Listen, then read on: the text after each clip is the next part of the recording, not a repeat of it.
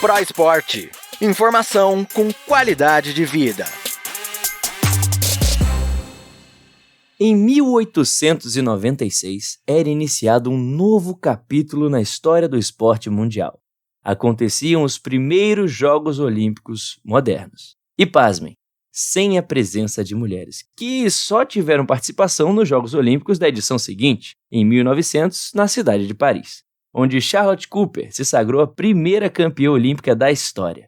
A primeira brasileira a ir aos Jogos foi a nadadora Maria Lenk, que competiu no ano de 1936 em Berlim. De lá para cá, muita coisa mudou, e as mulheres vêm tendo cada vez mais representatividade, no esporte e fora dele. Hoje, nós vamos entender o papel e conversar sobre o trabalho de uma profissional importantíssima para a saúde e o desenvolvimento esportivo das mulheres. Vamos falar sobre ginecologia do esporte. E para falar sobre esse assunto tão importante que envolve ainda muitos tabus, eu convidei a incrível doutora Tatiana Parmigiano.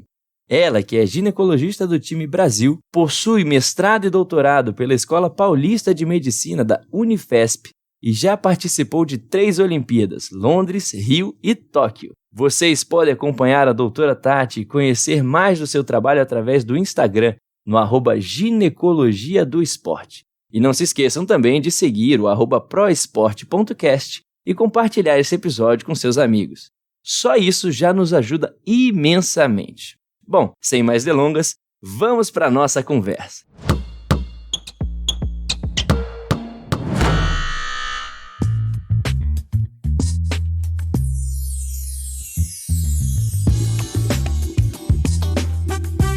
Seja muitíssimo bem-vinda ao Pro Esporte, doutora Tati Parmigiano. Que legal ter você aqui. Obrigada pelo convite. Não teve como negar, Léo. Na hora que você me viu, esse sorriso aí, mais baiano do que nunca, né?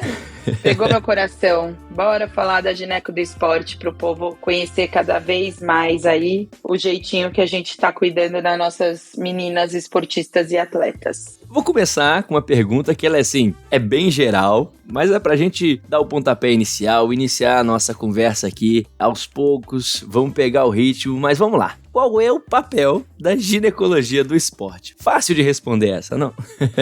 Léo, às vezes as pessoas nem ouviram ainda falar, né, da gineco esporte. É uma área de atuação, tá bom? Dentro da gineco, então não é uma especialidade, mas a ideia é a gente dar um atendimento individualizado e bem particularizado para as mulheres esportistas. Às vezes as pessoas acham que é só para atleta, para alto rendimento, mas na verdade toda mulher que pratica esporte, ela tem algumas particularidades que seria muito legal que elas conhecessem e que os profissionais que lidam com elas também, né? Não dá mais pra gente tratar homem e mulher do mesmo jeito. Verdade. E a gineco traz tudo isso pra gente, né? Sim. Pensando em ginecologia, né? Pensando justamente nessa diferença entre homens e mulheres, tem uma coisa que já chama atenção logo de cara, que é a menstruação, né? O ciclo menstrual. Você pode explicar pra gente exatamente como funciona o ciclo menstrual?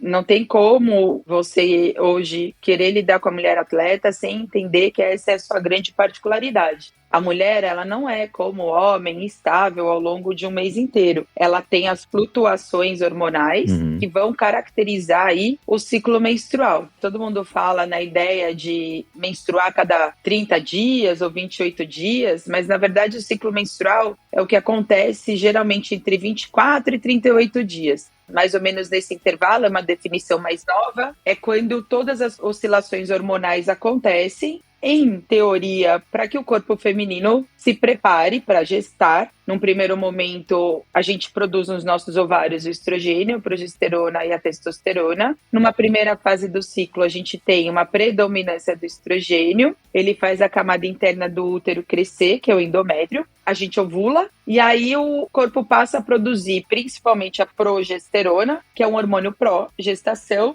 segurando aquela camadinha ali para ver se teve fecundação. E se teve, essa progesterona continua alta, a mulher não sangra, logo é o primeiro sinal de que ela pode estar grávida. E se não teve fecundação, esses níveis hormonais caem e ela descama essa camada interna do útero, menstrua e começa tudo de novo. Essa predominância hormonal em cada fase do ciclo acaba caracterizando essas oscilações. E a gente consegue aí entender com dosagem hormonal ou, eventualmente, sabendo mais ou menos o padrão dessa mulher, em que fase do ciclo ela está. Sensacional. Agora vamos trazer essa realidade para dentro do esporte. Qual é a relação que o ciclo menstrual tem com o desempenho? Por acaso existe um momento ideal para competir? É possível controlar esse ciclo? Como é que funciona essa relação menstruação, ciclo menstrual como um todo e esporte? Primeira coisa, tanto a mulher, e eu vou falar às vezes atleta aqui, mas vamos tirar do alto rendimento, tá bom? Vamos colocar para a mulher em geral. Sim. Ela tem que se entender, ela tem que se perceber dentro desse ciclo. E, de novo, às vezes as observações também podem vir dos profissionais que estão ao lado dela. Existem, algumas publicações que vão tentar generalizar que o desempenho esportivo seja melhor em uma determinada fase do ciclo. Geralmente, eles falam que logo após a menstruação, o desempenho feminino seria melhor. Mas isso é uma tentativa de generalizar. A gente pode até falar que a maioria performa melhor nessa época. Os trabalhos até que eu mesma já fiz com atletas de diferentes idades, tanto em formação quanto olímpicas, a maioria realmente prefere escolher essa fase, mas é muito importante a gente individualizar essa pergunta. Muitas vezes as meninas perguntam para mim, Tati, qual que é a melhor fase para eu competir? E eu devolvo para elas, qual a fase que você acha que é melhor? Então, essa troca de informação, primeiro orientando exatamente o que acontece no corpo dela, num segundo momento colocando para que ela se autoanalise ao longo desse ciclo, muitas vezes até com alguns testes físicos, ou algumas respostas aos treinos, que os próprios treinadores, técnicos, profissionais de educação física que as acompanhem podem perceber. Aí a gente junta essas informações para entender o que é melhor para ela. E aí é possível, sim, controlar esse ciclo. É muito importante a gente entender que algumas meninas podem apresentar sangramento em grande quantidade, ou elas podem apresentar uma cólica, elas podem apresentar alterações de humor. E aí, no momento em que a gente minimiza essa influência negativa que vem da oscilação hormonal mesmo, ou do próprio sangramento, a gente às vezes até indiretamente melhora a performance dela. Então, primeiro entender o que é o ciclo, entender o que está acontecendo no corpo, depois entender como ela reage a cada momento, e aí vamos para cima tentando ajustar da melhor maneira possível. Muito bom. E acho muito legal, muito importante falar dessa questão de individualizar, No ambiente de academia, por exemplo, a gente vê muito.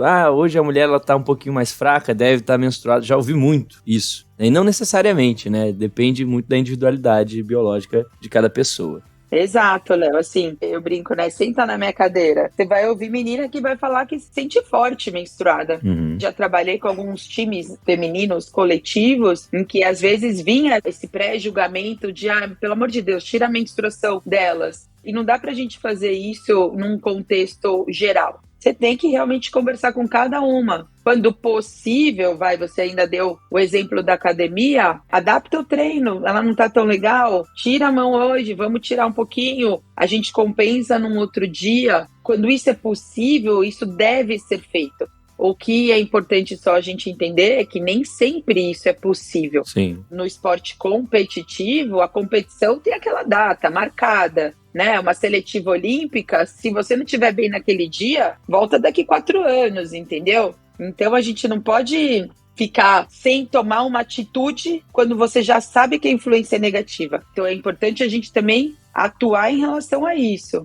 Realmente, tem um calendário para cumprir, esse calendário vai ser cumprido independente do que o indivíduo está sentindo, não tem jeito. Mas falando em indivíduo sentindo alguma coisa, antes da menstruação tem um período famosíssimo, chamado a TPM, a tensão pré-menstrual. Eu queria que você falasse um pouco sobre a TPM, quais sintomas são possíveis. Eu estava lá no Congresso Olímpico Brasileiro, aprendi que tem mais de 140 sintomas relacionados à TPM. Como é que é isso, Tatiana? Ô, Léo, tem trabalho que fala 300, entendeu? É bastante Olha sintoma. Só. São duas coisas. O importante é a gente caracterizar o período em que a TPM acontece. Ele é pré-menstrual. Então, quando eu falei ali na segunda fase do ciclo, predomina a progesterona. Vamos mais ou menos colocar que no momento em que o corpo entende que aquela fecundação não aconteceu, que ele vai descamar, os níveis de progesterona, eles caem. Então, a TPM, ela coincide mais ou menos com essa queda hormonal. Ela pode se antecipar ao sangramento em até 14 dias. Mas se você conversar com cada menina, às vezes elas entendem, não, é uma semana, não, cara, 2 dias antes eu fico bem mal. Então, isso também tem uma particularidade individual. Mas então a TPM tem que acontecer na segunda fase do ciclo, tem que ser pré-menstrual e, por definição, os sintomas melhoram com o sangramento. Então, sintomas que acontecem na primeira fase do ciclo ou sintomas que acontecem menstruada, a gente não pode caracterizar como TPM, né? E existe, às vezes, essa ideia de que tudo é TPM, né? Assim, TPM é algo absolutamente feminino. No momento em que a gente trata, volta, né? O que é o tratar TPM? A gente tirar essas oscilações hormonais, e às vezes os contraceptivos hormonais, eles podem fazer isso, a gente minimiza esses sintomas. Uma das coisas que trata a TPM é fazer um ciclo anovulatório. Então, não ovular é um primeiro tratamento para os sintomas de humor. E a gente também não pode dizer que toda menina tem a TPM, entendeu? Porque senão a gente cai num jargão e assim, numa mentalidade muito restrita, sabe? Do universo feminino. Nem toda menina tem TPM, nem tudo é TPM. Alterações de humor podem não estar relacionadas com a TPM, mas no popular aí, às vezes a gente joga tudo no mesmo pacote. E aí, Léo, acho que é legal a gente falar que existem sintomas mais comuns. Cefaleia, a própria alteração de humor, que pode ser até um choro mais fácil, ou a própria irritabilidade, a presença de acne, a retenção hídrica, esses são os mais comuns. Mas existem vários outros, como a gente falou, e às vezes na TPM, alguns sintomas que a gente percebe ao longo do ciclo pioram. Então, às vezes a gente fala que no período da TPM, uma menina que já é mais agitada fica mais. Então, a TPM ela pode exacerbar alguns sintomas que apareçam ao longo do ciclo inteiro, tá bom? Só para a gente complementar, que senão também acho que fica muito sem características, e esses são os principais sintomas.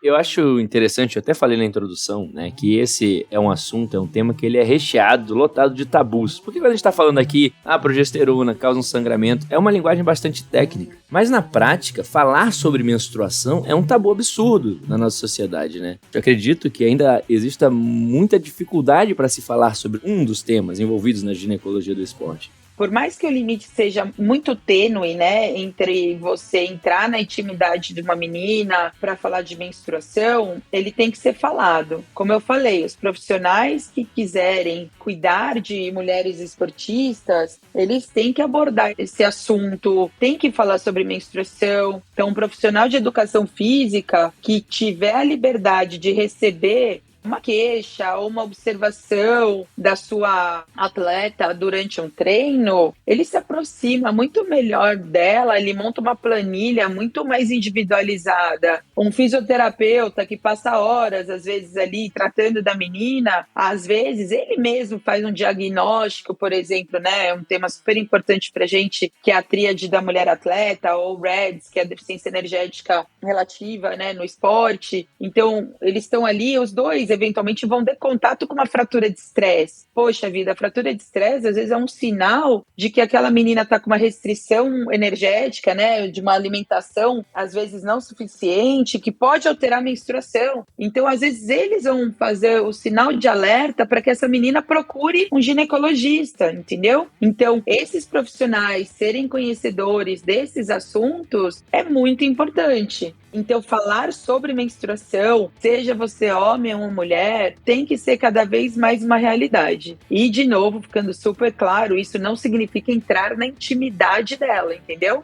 Mas você tem que estar aberto e não ter esse assunto como um tabu, como você mencionou. Inclusive, o próximo tema que eu vou puxar também é um tema bastante delicado, complicado, também visto como tabu, né? Que é um pouco relacionado à sexualidade, relacionado à gravidez e métodos contraceptivos. Você mesmo já falou que as pílulas contraceptivas são uma forma da gente ajustar o ciclo menstrual das atletas. E eu penso muito que uma pessoa que ela está bem com sua sexualidade, uma pessoa que ela entende essa questão da contracepção, né, de o uso da camisinha, o uso de pílula, o uso do que quer que seja, ela tende a estar bem consigo mesmo e isso vai ter uma relação direta com o desempenho esportivo dela. Como é a sua visão a respeito desses temas? Léo, primeira coisa, engravidar tem que ser algo planejado.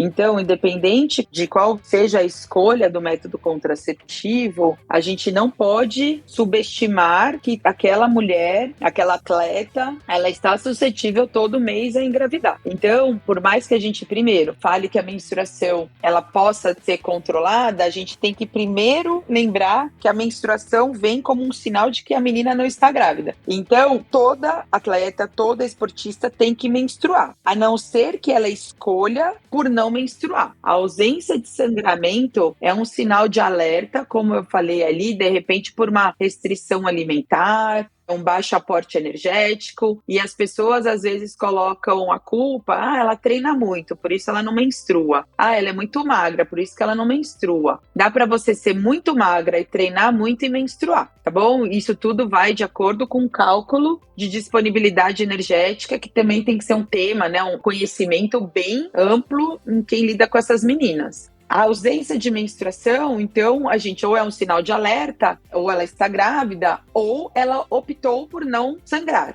E aí a gente lança a mão dos métodos contraceptivos. Existe pílula, existe anel vaginal, adesivo, DIU, implante, inúmeras coisas que, de novo, a gente tem que individualizar e ver o que essa menina está buscando. Se ela quer planejar o ciclo de sangramento dela, no caso, a gente tem algumas opções. Se ela quer simplesmente um método para não engravidar, a gente tem outros. Ela pode usar o hormônio, ela tem uma lista do que ela pode. Então isso tem que ser, de novo, super individualizado. O que a gente não pode cair também nesse julgamento, né, um pré-julgamento comum, é que, por exemplo, uma pílula, eu vou falar pílula como um contexto englobando os contraceptivos hormonais. Não, hormônio é ruim para atleta. Hormônio cai a testosterona da atleta. Primeiro, performance vai muito além do nível de testosterona. A gente tem que pensar em nutrição, treino, sono, saúde mental, várias outras coisas. Segundo, como a gente bateu ali na TPM, uma menina que sangra muito, ou isso pode estar associado a cólica e tudo mais, às vezes ela não vai performar bem. Primeira coisa que ela, às vezes ela quer é só não estar menstruada no dia da prova dela. Então, poxa, a gente pode proporcionar isso para ela, vamos planejar o ciclo. Não menstruar quando é de uma maneira induzida, proposital, isso não tem problema nenhum. Isso é uma escolha da mulher hoje em dia, né? Isso pode ser feito com muita segurança. Como eu falei, ela não pode parar de menstruar do nada.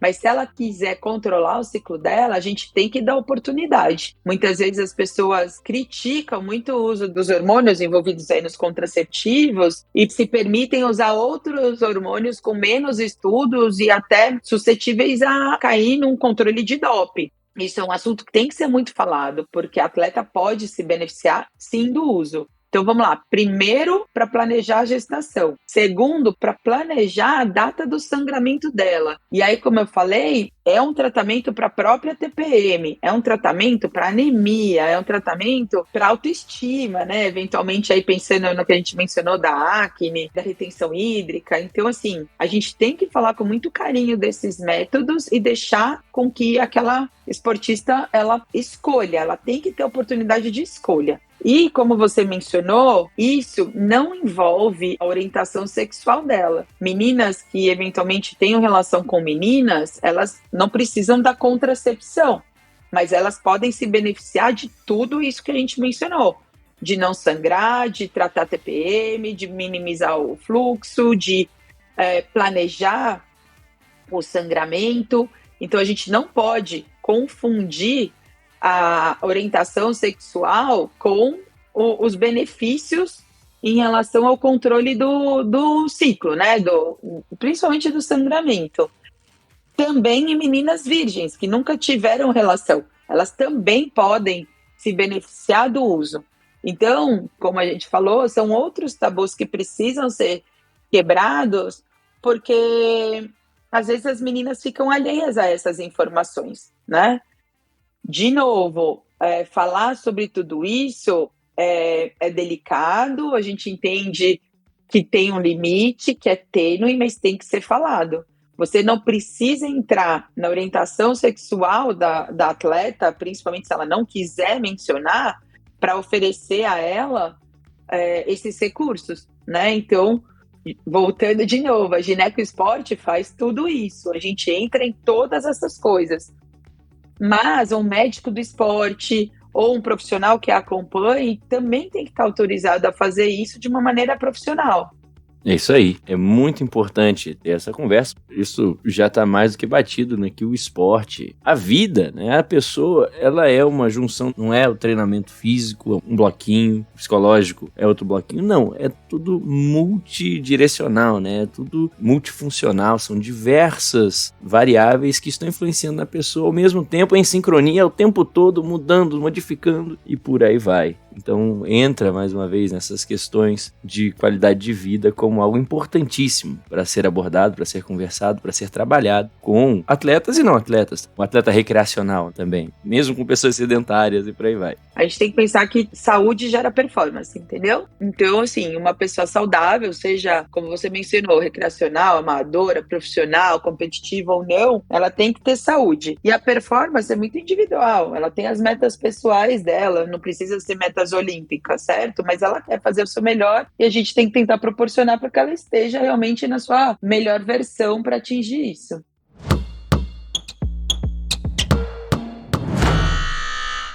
Aproveitando essa sua fala, eu gosto sempre de pedir uma dica para os meus convidados. Eu queria te pedir uma dica para que essas mulheres que estejam nos ouvindo aqui agora consigam chegar no seu melhor desempenho esportivo, seja recreacional, seja uma corrida de rua, um jogo olímpico, seja para Olimpíada, seja para o que for. Uma dica para que essa pessoa consiga, né, se desenvolver suas capacidades físicas, suas capacidades esportivas da melhor forma possível. Se conheça o máximo possível, como você falou, se possível, tenha uma equipe, né, assim, multidisciplinar, que as pessoas que cuidem de você se falem, né, para que elas se complementem, isso é muito importante. Busque informações em fontes confiáveis. O Google não é nossa melhor maneira de pesquisa. Então, tem um ginecologista ou tem um médico dentro de outros profissionais que te acolha, né? Que converse com você sobre o seu estilo de vida e que você consiga entender o que acontece no seu corpo. Quanto mais você se conhecer, mais você consegue fazer as suas escolhas. E aí, eu acho que aí tudo flui, né? Como eu falei, você se conhecendo, tendo a certeza da tua saúde, você passa a ter metas atingíveis. Eu sempre digo que a meta, ela arde. Ela tem que ser atingível, realista, desafiadora e específica. Nós falamos, né, sobre esta atleta que não deseja engravidar e quer utilizar métodos contraceptivos ou planejar os seus campeonatos. Mas e a que desejou engravidar e está passando por um período de gravidez? Como funciona, né, o exercício físico nesse período? Como funciona? Qual a sua visão sobre a gravidez no esporte? A gente tem que incentivar demais a prática de exercício na gestação. Também tem pouca informação adequada disponível. Às vezes fica muito restrito, né, de que a gestante só possa caminhar e fazer hidroginástica. Isso já caiu há muito tempo. A gestante pode e deve fazer exercício, inclusive no primeiro trimestre, onde existe sim um medo de abortamento, né? Abortamentos espontâneos infelizmente acontecem, principalmente no primeiro trimestre, mas sua maioria absoluta é a natureza agindo, né? Diante de uma situação desfavorável, um embriãozinho mal formado, uma gestação que não estava saudável. O exercício vem com inúmeros benefícios para a autoestima, para o melhor ganho de peso. Então, isso é muito pouco falado, às vezes, no pré-natal. Isso, às vezes, faz com que a mulher postergue, né? Uma mulher que gosta do esporte, às vezes, fica com medo de ter que largar tudo, porque engravidou, porque quer engravidar. Então, é muito importante também que a gente difunda, né, os benefícios do exercício. E, obviamente, ele vai de acordo com o que você já fazia. Tem alguns que são proibidos? Tem. Então, você não vai mergulhar, né, de cilindro, você não vai saltar de paraquedas, de preferência, né? Então, a gente tem algumas restrições, mas na ausência de alterações obstétricas importantes, vamos colocar principalmente um sangramento, alguma coisa assim, toda mulher deve ser incentivada. Uma mulher que era corredora, ela vai poder correr na gestação, a gente vai ter alguma tensão ali ao assoalho pélvico dela, porque ele pode ser sobrecarregado, isso motivar aí a incontinência urinária ou lombalgias, mas existe fisioterapia para a gente também dar uma atenção específica para isso. A água é um ambiente maravilhoso para gestante, então o nadar não tem sobrecarga, melhora o retorno venoso. O que é isso? Você faz mais xixi, então você incha menos. A gente tem só que ter algumas atenções, né, pelo risco de queda, né, algumas atividades aí elas podem proporcionar, mas pode fazer musculação, pode pedalar, principalmente em ambiente indoor, né, para não ter de novo esse risco de queda. É muito importante a gente colocar o exercício dentro do planejamento também do pré-natal, mesmo que ela não fosse uma esportista antes, mesmo se ela fosse sedentária. Essa prática de exercício tem que ser incentivada, porque essa mãe, ela está numa janela de oportunidade para fazer tudo o que vai beneficiar o bebê. E, indiretamente, ela também vai ser beneficiada. Então, é muito, muito legal que as mulheres entendam que o que ela faz antes da gestação vai beneficiar durante e que elas podem e devem se manter ativas nesse período. Tem um exemplo dentro de casa. Minha esposa está há 4 meses de gravidez e a gente está lá treinando. Que linda, é isso aí. Gente, depois dessa conversa incrível com a doutora Tatiana Parmigiano, que nós encerramos a nossa conversa, uma dor no coração de falar isso, que a gente encerrou a conversa, mas é isso, galera. Muito obrigado. Obrigado por ouvir até o fim. Nos vemos no próximo episódio. Até breve e tchauzinho. Tati, quiser dar um tchau, fica à vontade. Tchau, Léo. Obrigada pelo convite. Pessoal, tomara que eu tenha aí acrescentado no cuidado da mulher esportista e de atleta. Um beijão.